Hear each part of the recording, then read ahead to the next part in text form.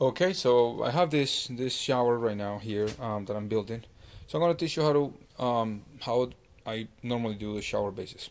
You can tell that I have some sort of moisture barrier, which is good to protect the floor.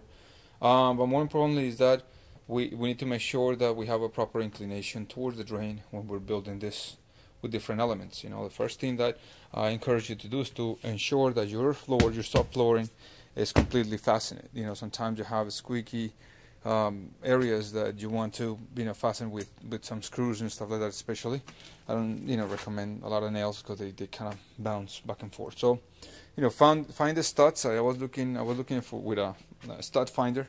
So you just find the studs wherever, I mean the joist in this case, and make sure that you put some good screws in it, stereo screws in this case. And then after that you want to work on your drain. Now your drain, we have this pipe that is just coming out of the wall. This is how they presented me the project. So we're going to install this shower drain. Shower drain has different parts of it. There are 3 parts, and what we want to do is that this little edge over here, we want to have a flush with our subfloor. So I want to show you how I cut the stuff. Make sure also that it's nice and level, so you don't have something that is kind of tilted towards one side.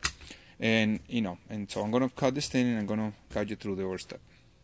Okay, so now this is one of the crucial steps when you're working with this type of things. Pre-measure about 2 inches, which is the thickness of this thing, about 2 inches, to cut the pipe. The pipe is as level as you can work. What I'm doing is working with an oscillating saw and a reciprocate saw. With a reciprocate saw, what I did is that I cut the circumference, but if you notice, I had an angle. The angle is to support this thing really well, not let it drop. Although we have studs on both sides, joists on both sides, we want to make sure that this doesn't collapse and goes, deeper than normal. But you want to make sure. Now I'm just putting it like that without the glue. I'm going to use primer and glue, but you want to make sure that it's nice and flush when you finish gluing it down, and it's nice and level as well. So you're not going to have like a weird inclination on your drain, at the end of the project.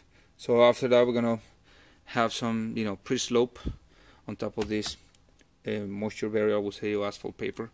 So we're gonna pre-slope it, and then we're gonna put the waterproofing membrane. All right. So here's a controversy that I've seen in many of the commentaries that we have, and is that we normally have to make sure that people's like, well, you need to put a pre-slope in your shower. Yes, you do. But the thing is that when you're pre-sloping this thing, that means that you want to make sure that you have a positive inclination towards the drain. In other words, that the water is draining this way. And in this case, because of the shape and settling of the house, we have a positive inclination over here. We don't have it over here on this side. We have the negative, in other words, it's going that way, and the same thing on the other side. So we want to make sure that before with a mortar mix, we pre-level, maybe like a 1/4 of an inch, make sure that you have a positive angle over here. You don't want to exaggerate the amount of cement that you put over here, or mixture that you put over here. You want to make sure that you have a pre-slope with a dry mixture, so you can actually work on top of it with the new shower liner. So you have an area that will, regardless if the water seeps through the floor tiles, the water is going to look for this drain over here that, as you can see, it's a little below the surface, but yet it's really well supported over there. Okay, so we have the area with the pre-slope. You may not notice from here, but actually the areas are leveled, and around the perimeter everything is leveled now.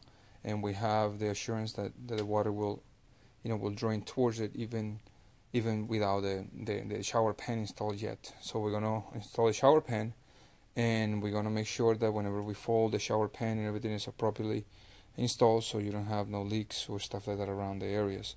So the next thing is just gonna clean this thing with our vacuum, make sure that everything is proper for the shower pan to be installed right there, and just going to move a little bit of the excess of the cement around. That cement was mixed, the mixture was mixed really fairly dry, so it's easy to compact it. Don't use something too liquid, because it's just gonna act like a soup or so, and it's gonna be too creamy to be able to be casted as whatever you want the shape to be. So we have our shower liner right here. And the next thing that we're going to do is we're going to carefully fold these areas. Once you determine what is the center, you want to add or put the liner right in the middle, and you want to have the same proportions. If you need to cut, you cut the excess. Normally, I mean, if you go up 10-12 inches is fine on the edges. That's really good for the structure itself.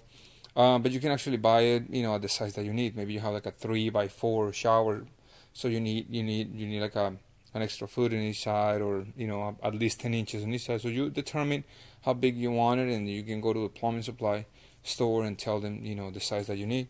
They may get it as close as possible. Obviously the excess can be cut, but if you need to add, it's better to get some extra. So we're gonna fold it really well in the corners. Imagine that you're wrapping a nice gift with some wrapping paper. So you want to make sure that you perforate these things and fasten it to the studs in the highest point possible, so you avoid having perforations on the bottom of the the liner itself. The shower liner was installed already, folded properly. Be careful with the corners, like this corner over here, though is cut. I mean, it's as high as it can be. It was screwed on this side.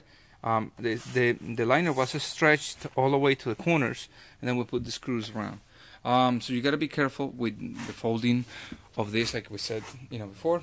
And here, what you can see now is the drain, the opening of the drain. So what I did is that I cut little excess right on top of the bolts, and then I just pressed the bolts inside and made a cutout over here for the new flange to come in. Now in between these two, I suggest you to add a little bit of Teflon, like liquid Teflon. So whenever you strap this, you tighten the flanges on top, or the flange on top, then you will have the proper seal right there, and the water will not go anywhere. I mean, although we're already making sure that will not happen, but just to kind of reinforce the waterproofing of the element. What I'm doing now is actually, after marking with a permanent marker, a line of 1.5 around on the outer perimeter, using a 2x4 and just kind of laying on the bottom and marking on top of it. I have an inclination from 1.5 to 1 inch towards the drain, so we have a 1/2 inch inclination, which is plenty. Normally I use like a 1/4 inch, but since we have a huge span on the shower, want to make sure that it's nice and inclined. So what I'm doing is filling up the perimeter. I want to make sure that all that is level, all that around is leveled, and then after that I start finding the proper inclination towards the drain. Around the flange, I'm going to put a little bit of pea gravel, just to kind of make sure that the drains will, the little holes on the bottom will drain properly. Alright, and this is our final product. The shower base is already finished, casted. So what you want to do, you want to make sure that you have this, the drain. Obviously everything is tilting inside here. The drain now can be moved, just in case you want to adjust the height. I just place it like that. I can move it if I want to bring it up, depending on how big are your mosaic tiles or the tiles that you're going to put in the floor. All the little crumbs that are around, once it's nice and dry, we can clean them up, organize, and make sure again that you use the mixture as dry as possible. Obviously, it has to be wet, but that you can actually play with it, and malleable enough so you can actually fix the little corners and stuff like that. For that I'm using maybe like a squeegee. You can use this. You can use obviously levels, 2x4s, whatever can help you to make the cast better, depending where you are in the world, and that will be fine. So thank you so much for watching. If you're not a subscriber, please subscribe. I hope now you have an idea of how you can cast your own shower bases. I'll see you in the next one, and just have fun with your project. Bye bye.